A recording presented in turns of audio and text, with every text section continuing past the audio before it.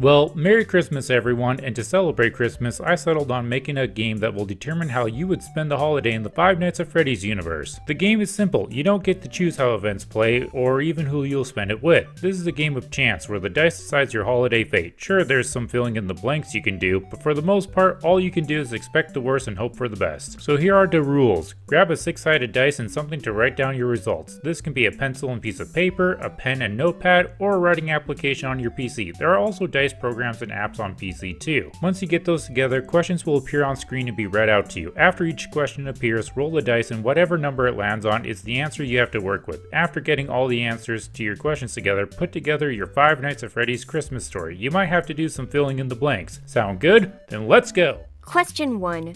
Who are you spending Christmas Day with? Roll the dice. If you land on 1, it's Roxanne Wolf or Montgomery Gator from Security Breach. 2, it's Glamrock Chica or Glamrock Freddy from Security Breach. 3, it's Vanessa or Arnold from Security Breach or Secret of the Mimic respectively. 4, it's Ballora or Funtime Foxy from Sister Location. 5, it's Charlie or John from the Silver Eyes trilogy. Or 6, it's the daycare attendant or Nurse Dolly. Also for an added bonus, you can roll the dice again and have even for sun or odd for moon. Or even or odd for Nurse Dolly or Melted Dolly too, if you're interested. Want to play dangerously? Question 2. What is the event both of you experience together? Roll the dice. If you land on 1, you have a nice dinner where you prepare and order up a feast. 2. Both of you explore the nearest abandoned Freddy's Fazbear's Pizza, Mega Pizzaplex, or Costume Manor. 3. Both of you are locked out of your vehicle with the keys still inside and all windows rolled up. But you're at a truck stop with a diner and convenience store.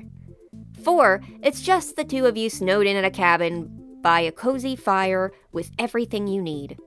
5, both of you have a party with all of your friends. 6, the two of you have a family event where you invite both of your families over. Question 3, what happens during this event? Roll the dice. If you land on 1, both of you have a nice long conversation, sharing experiences and hilarious stories. 2, you two watch a Christmas or fun movie together. 3, Vanny, the Mimic, and their animatronic goons show up, causing trouble and wrecking the place. 4, the power goes out, and both of you have a bad feeling about it. 5, both of you hear a doorbell ring. It's a pizza delivery guy with a large pizza meal, including a 2-liter drink and sides. He delivered it to the wrong place, but gives you two the meal anyways, so he can run home to his family. 6, you two play board games together. How do they go? Question 4. How do you both react to the event that just happened? 1. Both of you have some hot cocoa and start to relax. 2. Whoever you're with leans over and hugs you, telling you that everything is okay and this is the best Christmas because it's with you, regardless or because of what just happened. 3. Both of you start playfully teasing and mock fighting each other. 4. Both of you actually start fighting and start arguing over the dumbest thing, causing everyone to join in and pick sides. 5. One of you tells an awkward or terrible joke that makes everything quiet and ruins the moment. 6. William Afton dressed as Spring Bonnie in an oversized Santa suit and fake beard shows up and tries to make you both sign a shady deal that will quote-unquote make Christmas better. Question 5. How do the events that just happened simmer down? 1. You fall asleep with your head on the shoulder of your companion. 2. You two read a Christmas story together.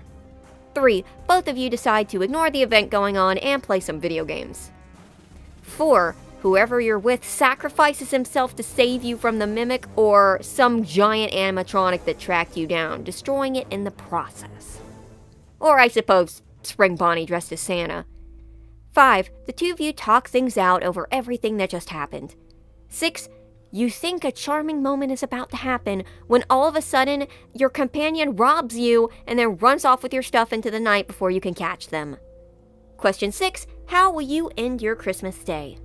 1. You go straight to bed thinking of your entire day as you fall asleep. 2. Whoever you spent it with either left you or dropped a gift card behind. You buy yourself an awesome gift online with it. 3.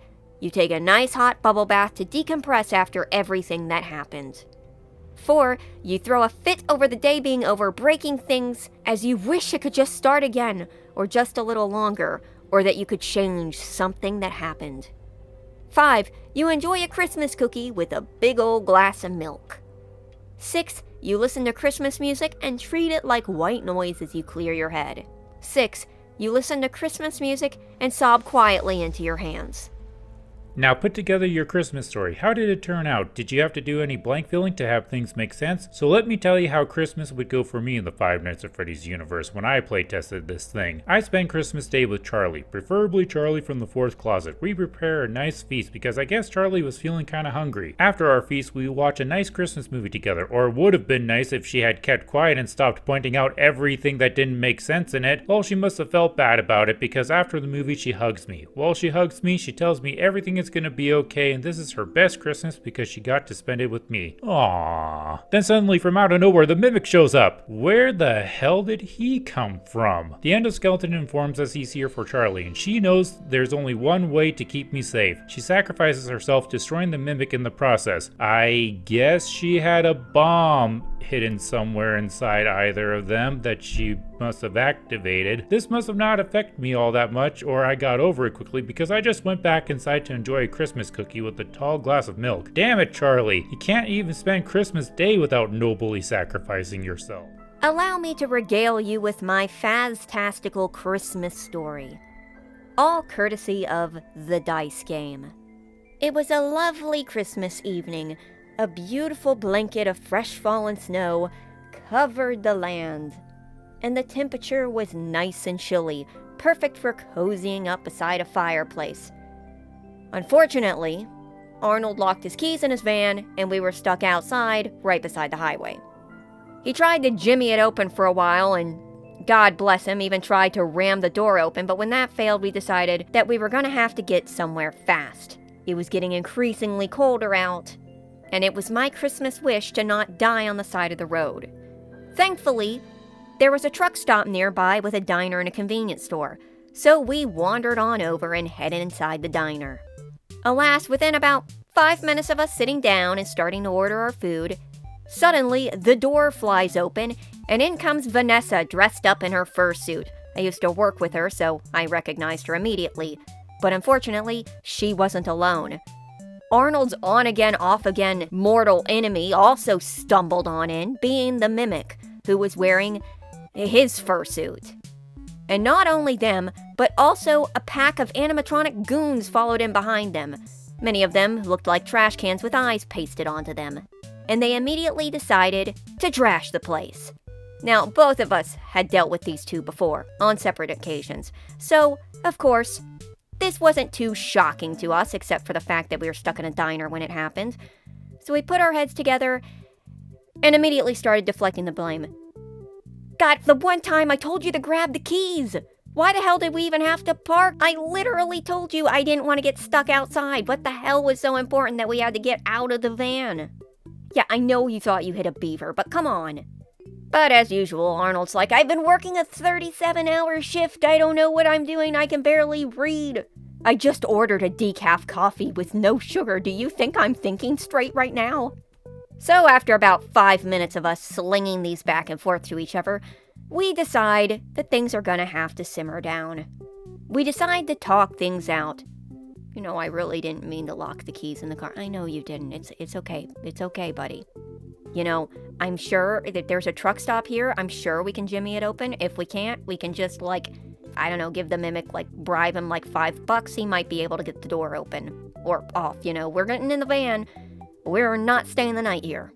Thankfully, in a plot twist that nobody was expecting, Arnold checks his pockets to pull out his wallet to start to bribe the Mimic, when, lo and behold, he pulls out his keys. Apparently, he was just so exhausted that he didn't realize he had them in his pocket. We get up, we get down, and we crawl our way out of the diner and just make a run for it. Within the next hour, I had gotten home. Arnold came in, he passed out on the couch. I didn't think it was safe for him to drive anymore. And then I went into the kitchen and just started binging on Christmas cookies.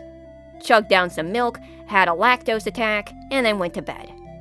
All in all, pretty good night. Well, that certainly was a colorful tale, but I gotta ask, how the hell did you and Arnold hit a beaver? Were the two of you taking a small detour from the costume manor through Canada? I mean, if both of you were traveling to see me, that would have been awkward. I could not explain the dead Charlie on my front lawn, but at least I would know why Mr. Mimic was wearing a rabbit costume when he attacked us. So for some fun behind the scenes trivia, originally my good buddy That Box was supposed to voice the options the dice could land on. However, they couldn't get their lines recorded on time before another event prevented them from recording their lines altogether. I was going to record the dice outcomes myself, but then Not Real Name Games, being a trooper, recorded those lines for me unexpectedly. I thought about recording them anyways, but I liked her version so much better. That Box's influence is still in this video because they pointed out problems the original version of the script had. So keeping what Box said in mind, Naughty and I rewrote the more unintentionally problematic parts of the script into something hopefully more family friendly. I may have come up with the original video idea, but if it weren't for the team effort of my closest friends,